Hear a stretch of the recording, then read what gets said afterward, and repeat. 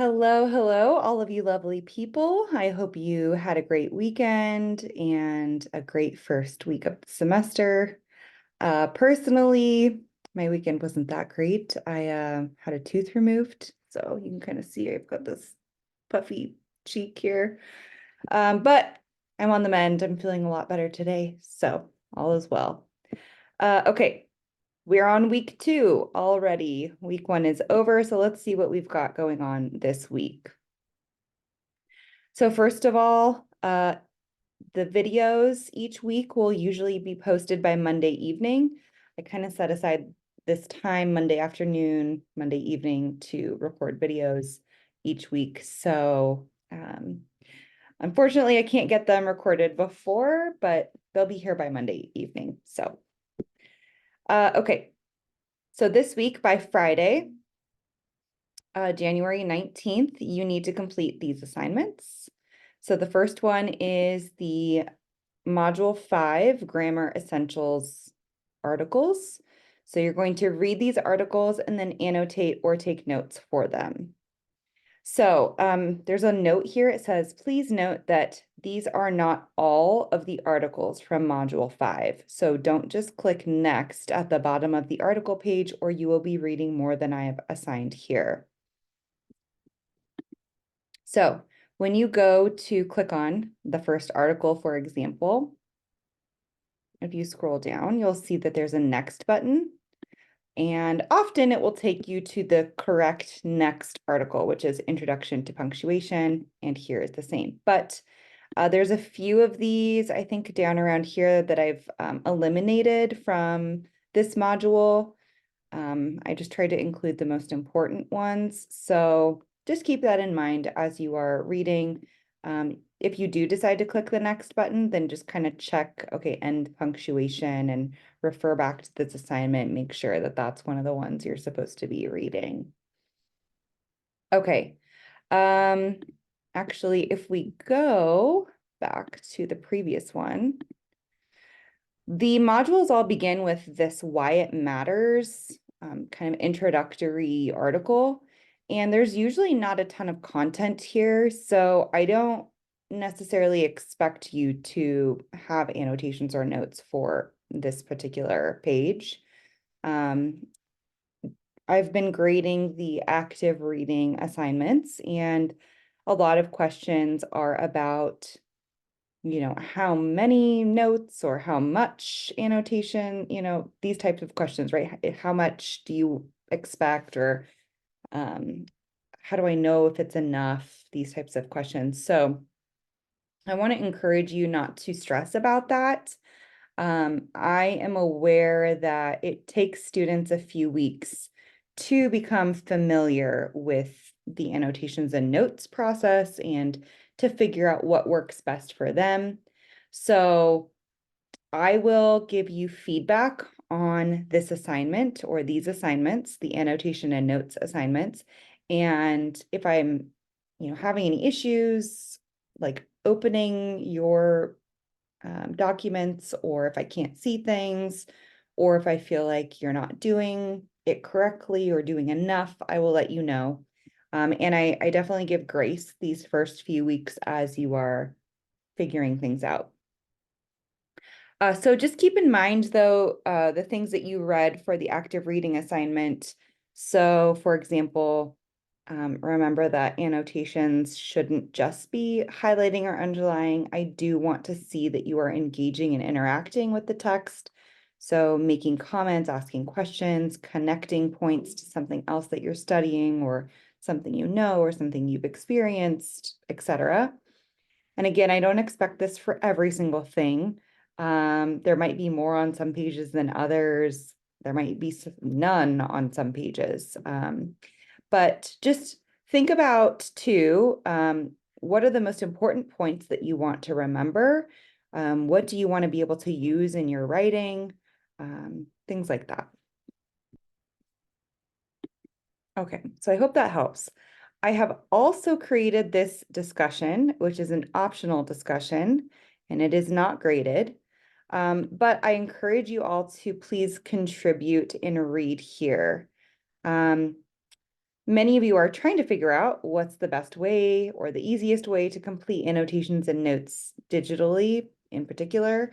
So in this discussion, please post what app, software, or what other technique you are using to annotate articles and readings digitally.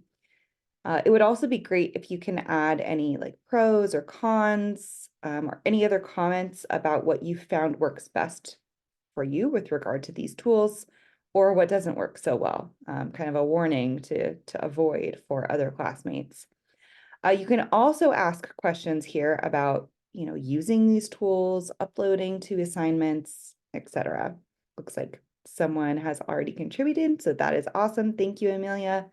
And so yeah, I hope this will be a helpful discussion, and definitely read it and look over it, see what tips you can get. If you found something great that you want to share there, please do. And don't be afraid to switch things up. If you're trying something this week and it's not really working for you, then don't be afraid to try something else for the next assignment. I encourage you to, try things out and see what works best for you. Okay, moving on. This week by Friday, you have the first writing assignment due, which is a professional email. Last week, your task was to read this assignment. So the main reason that I have this as an assignment is because I will often get emails from students and they are very text-like. And it's really important for you as a student communicating with professors, and even just, when you think about applying for jobs, everything is done really online these days, right? So if you're emailing people, you want to present yourself in a professional way. So that's the goal of this assignment, is to help you to present yourself through email in a way that is a good first impression on teachers, colleagues, future employers, bosses, etc. So in this email, you're going to write an email to me, and you're going to follow this basic structure of an email that I have described here below. In the body of your email, you can tell me about yourself, ask any questions you have about the class, any concerns you have, whatever it might be. Please use your panther.chaffey.edu email address and send me this email directly to my Chaffey email. I will be replying to your email directly, and then I will give you a grade here. You don't have to submit anything to this assignment. So here I've outlined the 5 elements of an email, and then I give a little bit more definition and explanation below. So 1 corresponds to 1, 2 corresponds to 2, and so on. And then there is a 6th element here. Don't forget to proofread. So there's also some tips and common mistakes to avoid, and this helpful graphic with, just a visual of kind of what it looks like with regard to formatting and things to avoid, or do's or don'ts. And then I have my works cited here down at the bottom. When you scroll down to the very bottom, you will see the rubric. So this is how you'll be graded for this assignment, how much each, there's the category here, and then how much each one is worth. Okay. Going back to the week 2 page, I did also want to note that there is a rhyme and reason for the order in which I post these different assignments. So my thought process is that I want you to read these grammar articles before you complete the writing assignment, the email, because my hope is that you'll refresh your memory on some of these grammatical rules and elements, or you'll learn them if you haven't yet, and you can apply those to your professional email, right? So that it's the best that it can be. So keep that in mind when you're completing assignments each week, that you should do them in the order that they are listed. All right, similarly, for moving on to week Monday, January 22nd. We're still in week 2. I want you to read this writing assignment first before you do the readings, because this assignment is based on those readings. So it's good for you to have this assignment in mind before you start completing those readings. So you have this goal in mind as you are reading. So a narration is essentially a summary. It's just another word for a summary. And it's fairly straightforward. There is a video here that walks you through it if you would like a little bit more in-depth explanation. So your assignment by Monday is just to read that page. The assignment is not due yet. If we take a look at the syllabus, you can see that the actual assignment is not due until the following Monday, January 29th. So I've broken it up, so you're doing little pieces at a time. So we've got the 2 readings, and you'll submit annotations or notes for those. We'll take a look at those in just a moment. Then next week, you're going to be reading about MLA format and familiarizing yourself with that, because you're going to be using MLA format for this writing assignment here. And then we will have a discussion on these 2 readings. So it's kind of everything is building up to that writing assignment. And the goal is that each step along the way helps you get to that final point.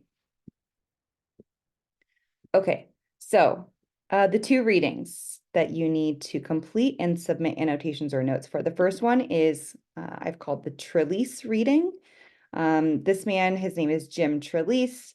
He wrote this book called the Read Aloud Handbook, and you are going to be reading the introduction of this book.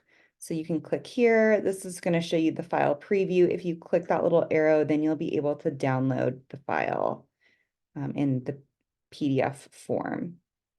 And I think actually this is a longer reading. I'm going to increase the points on this really quickly, just because it is quite a few pages. So we're going to give it 10 points. The other assignment is, it's going to take me all the way back, to read an article that I wrote, which is much shorter than that introduction, and about the importance of reading. That's what I've called it, the importance of reading. So read, take notes or annotate, and submit your annotations or notes here. So again, I hope that you can use this annotations and notes thread to help you not only with the Module 5 readings, but also with these other readings we've got for this week. Okay, down at the bottom, we have some extra credit reminders. So extra credit towards your homework grade. This is the last week to find the Easter egg that's hidden in the syllabus. So please submit here to this assignment if you find that for extra credit points. Another opportunity is to follow my education Instagram account. That's for participation points. I don't post a whole lot on here, but I try to post just like some helpful things. I might share posts that I find helpful or encouraging, like mindset, inspirational quotes, anything really, just kind of anything that I feel that could help you as a student. So sometimes I also post like reminders of due dates and things like that too. So, but again, that's optional if you want to follow me there. Okay, and then last, there is the extra credit tutoring option. So you could think about this for the writing assignment number 2, the summary, the narration. There are a couple ways that you can receive tutoring. One is through the Chafee Success Center, and it tells you how to access that tutoring here. You can do this in person. You can just go into the Success Center, though I do recommend making an appointment, or you can do it online. There is also the NetTutor online tutoring, which is right over here on the left-hand menu. And you can just drop in at any time and meet with a live tutor. You can also just drop off a paper, like a rough draft of a paper. Okay, So that could be an option for you if you'd like some extra feedback as you're doing this narration assignment. You could seek tutoring and get some extra credit for attending the tutoring session. Okay, I think that's about all for this week. So I hope you all have a great rest of your week, and please don't hesitate to reach out to me through message here in Canvas or email directly if you have any questions or concerns. I am always happy to help. So yeah, feel free to reach out to me. Okay, that's it for today. I'll talk to you all soon. Bye-bye.